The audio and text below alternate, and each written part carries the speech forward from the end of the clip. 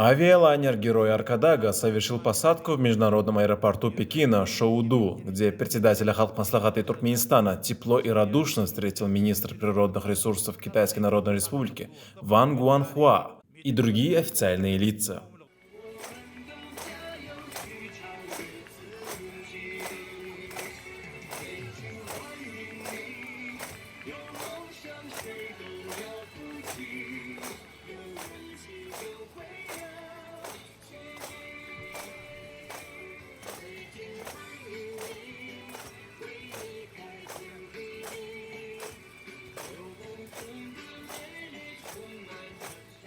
Во второй половине дня автомобильный кортеж председателя Халк-Маслахаты Гурбангулы Бердымухамедова вместе с супругой направился к Дому народных собраний Китая, где состоялась церемония официальной встречи высоких гостей. По ковровой дорожке, по обеим сторонам которой установлены государственные флаги стран-участниц, глав делегаций приглашают в VIP-конференц-зал Хэбэй. Здесь прошла церемония фотографирования национального лидера туркменского народа Гурбангулы Бердымухамедова с супругой Огулгарек Бердымухамедовой и председателя Китайской Народной Республики Си Цзиньпиня с супругой Пэнь Ли Юань.